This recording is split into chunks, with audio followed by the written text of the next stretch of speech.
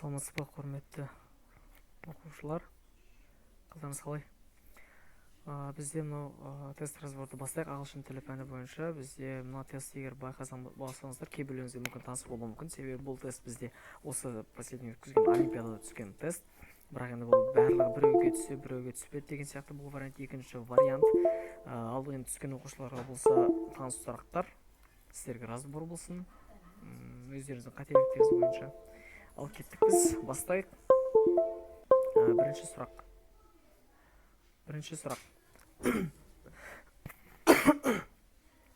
Бізде бірінші сұрақтың өзіне табличка берген. Бұл оңай деген сөз. Еш қорықпай бірінші сұрақтан бастасақ болады. Жалпы сұрақ қандай? Whose lesson starts at 11 AM? Яғни кімнің сабағы басталады? Кімнің сабағы басталады сағат 11-де дейді.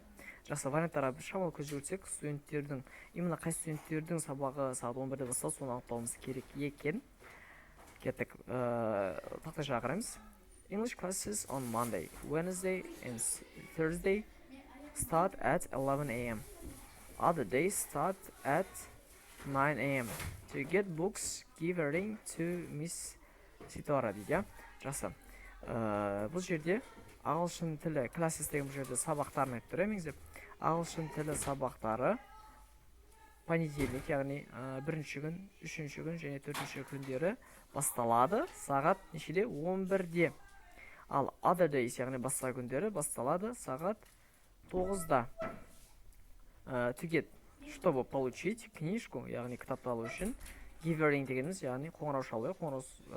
Жалпы ring дегеніміздің өзі бізде білесіздер қоңырау немесе кольцо, жүзік деген мағынаны береді. Ал бұл жерде қоңырау деген мағынада give a ring, яғни қоңырау шалу деген мағынада келіп тұр. Кімге? Мисс Ситораға қоңырау шалыңыз дейді, чтобы кітап алу үшін. Жақсы, жеткілікті информацияны барлығын алдық. Ал енді сұрақтарға кеттік. 11-ші сағат 11-де кімнің сабағы басталады?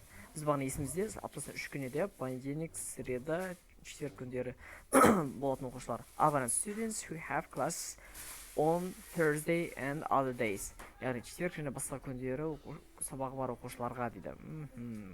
Жоқ, кеттік. Students who have classes every day. Күнде сабағы бар болатындарға. Жоқ, сағат 9 басталды оларға. C. Students who have classes only 3 days a week. Яғни бар жоғы күніне аптасына 3 сабағы бар оқушыларға арналған дейді. Дұрыс па? 3 күн 3 сабағы осы сәйкес келеді. C вариант дұрыс. Келесі. Екінші сұрақ. What means the phrase to give a ring? Яғни, что означает фраза give a ring? Яғни, give a ring деген фраза нені білдіреді деген сұрақ. Give a ring дегені біз бағана айттық. Ring дегені бізде қоңырау. Give a ring деген қоңырау шалу. Ал енді бізде wear ring, яғни сақина тағу бұл келмейді. Call, to call, позвонить, осы келетіндігі 99% болып тұр ғой. Мына жаққа қарап көрейік. To buy a book, яғни кітап сатып алу. Жоқ, write a message, жоқ. Дұрыс жауап бұл жерде B болады. Жақсы, әрі қарай кеттік. Келесі, I go shopping деген не екен? Тақырыптағы текст. Сұрақ мынандай, үшінші сұрақ. What's Katya's hobby? Катяның хоббиі қандай? Reading books, to do shopping, to visit bookstores, to talk with her friends. Кеттік. Хобби туралы мына жерге мен көзіме түсіп кетті мына сөз. Хобби деп тұр. Так, сөйлемін басыдан бастайық. Не туралы мен кетіп тұр өзі? Так, I'm a student. My profession is my hobby as well. I visit the bookstores of my town regularly and buy new books in biology дейді.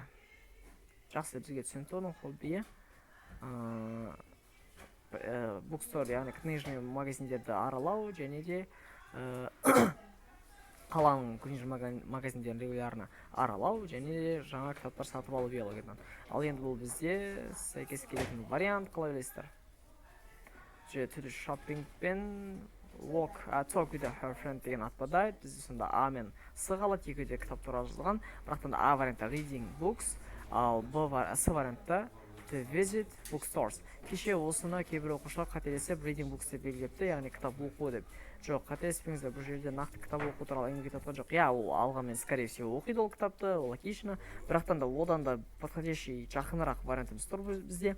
To visit bookstores, яғни visit дегеніміз не? Посетить, иә, яғни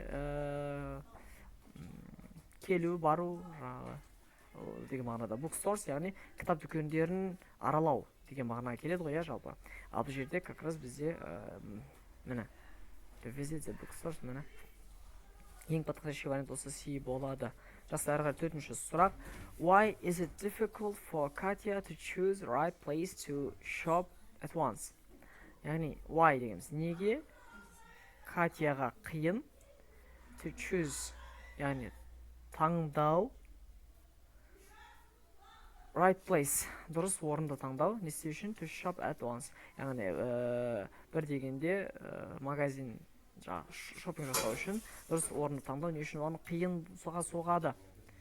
Соны анықтауымыз керек. Because there is no good place to shop, яғни ешқандай жақсы магазин жоқ, дүкен аралайтын, немесе мына жақта жақсы магазиндер қаншеде екендігін білмегендіктен ба, немесе С вариантта ол ұнататын көйлектер жоқ, киімдер жоқ болғаннан кейін ба, немесе because there are a lot of себебі оның қаласында көптеген магазиндер бар болғандықтан ба. Кеттік, көрейік, неге проблема болған орын таңдау. Мына жерде шоп туралы мына жерде жазылған. There are a lot of shops here. Бұл жерде көптеген дүкендер бар. If I go shopping, it's not easy for me to choose the right place to at once. Иә, міне. Маған бұл жерде қалада көптеген магазиндер бар дейді. Егер мен шопинг жасауға баратын болсам, бұл маған оңайға соқпайды. Шопинг жасау үшін дұрыс орынды таңдау дейді. I'm from the fashion. Так, түсінікті. Яғни себебі де айқын көрсетілген бұл жерде. Бұл үлкен қала, көптеген дүкен орындары бар, сондықтан да оған таңдау қиынға соғады. Соны дұрыс жауап бізде D вариант болады. Келесі. What kind of dessert is mentioned in the text? Яғни, what kind of дегеніміз қандай түрі, десерттің қандай түрі, білесіздер. Mentioned деген яғни упомянул, яғни айта кетті, немесе белгіленді текстта. Текстта қандай десерттің түрі белгіленді? Міне, варианттарға treatment, mood, trifles, cake. Trifles. Мына жерде мен trifles көрген сияқты ма мені. Мына жерде сол сөздің дәлгіменен қазір көзіме түсті. Ал енді сіздер не істейсіздер, бірден байқау всегда бола бермейтін нәрсе. Сондықтан да басынан бастап жаңағы кілт сөздерге көз жүгіртеміз, оқымаймыз. Мынаны оқып отыратын оқушылар бар. Жоқ. Кәдімгі сканер сияқты көздеріңіз көз жүгіртуге үйрену керек. Яғни жаңағы варианттар всегда миыңызда қайталану керек, және осыларды іздеу арқылы сіздер мына жердегі сөздерге көздеріңізге ілінеді. Мына енді сөйлемнің басынан бастап оқимыз. We walk along streets, visit different kinds of shops and buy some trifles that rise our mood. Настроениеміз көтеретін дейді. Яғни бізде дұрыс жауап кейк емес, mood емес, treatment емес, именно C варианты. Келесі 6. Who helps Katya to choose clothes? Кто поможет Кате выбрать одежды? То есть кім көмектеседі Катяға киім таңдауға? Her friend from university, университеттегі досы, мамасы, сестрасы, немесе best friend, ең жақын досы. Так, кеттік.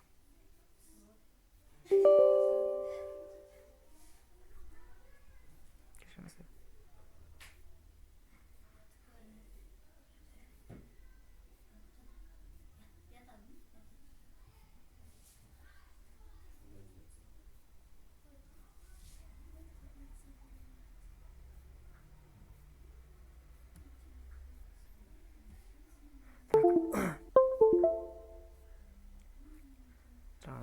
Сұрағымыз қандай еді? Кім көмектеседі оған шопинг жасауға? Яғни шопинг туралы мына жерде әңгіме кетті бағана, скорее всего осының арты жағында болу керек. buying new clothes or the it's not easy task, яғни таңдау жақсы, то есть оңай жұмыс емес. I have to try on яғни a lot of dress, яғни мен көптеген киімдерді try on дегенде өлшеп көру, яғни киіп көремін дейді. Тағы осы киімдерді like if I'm special occasion I go shopping with my I go shopping with my friend Olya дейді. She's always ready to help me and I try to follow her advice. Яғни бізде кім көмектескен? Ең жақын досы Оля. Значит, дұрыс бізде D болады. Жақсы, әдемі. Келесі сұрақ, келесі текст.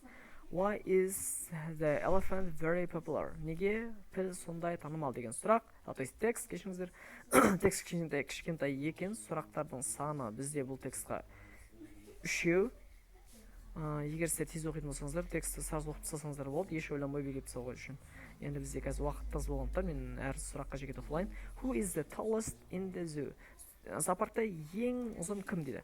Жираф бар бізде вариантта, піл бар, аю бар, пикок бар, Енді қараңыздар, бізде енді ең логично алсақ жираф болуы мүмкін, жираф негізі. Ал енді бірақ бізде ол жерде зоопаркта бар ма жоқ па білейік.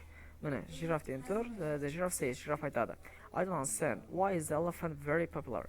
Мен, я не понимаю, неге піл сондай танымал? I'm the tallest animal in the zoo. Я же самый высокий животный в зоопарке дейді. Яғни, мен ғой ең ұзыны дейді. Яғни, сонда дұрыс жауап бізде ең ұзыны жираф. 8. Why is the elephant so popular? Неге піл сондай танымал? Дұрыс па? Жақсы. Себебі ол ең strongest, мықты, modest, скромный, biggest ең үлкен, tallest ең ұзыны ма? Elephantты іздейік, мына жақта elephant туралы. At the moment elephant comes. Дәл сол уақытта піл келеді. He is the largest and the strongest animal in the zoo.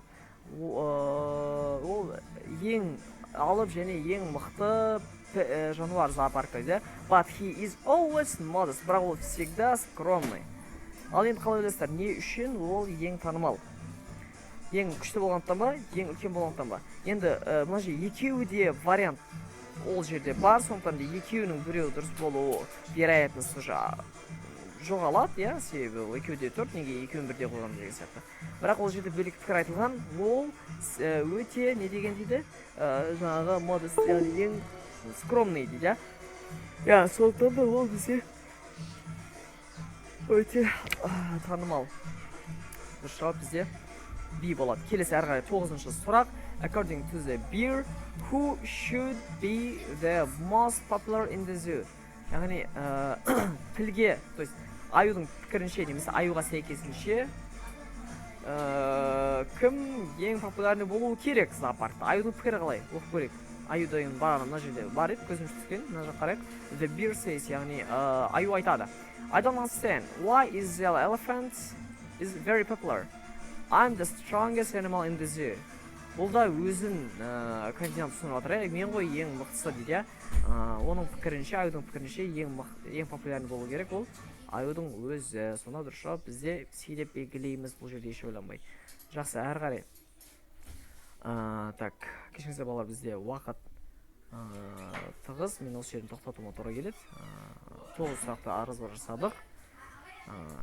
Қалғанын келесі сабақтарда уақыт болса әрі қарай жалғастырамыз. Сау болыңыздар. Goodbye.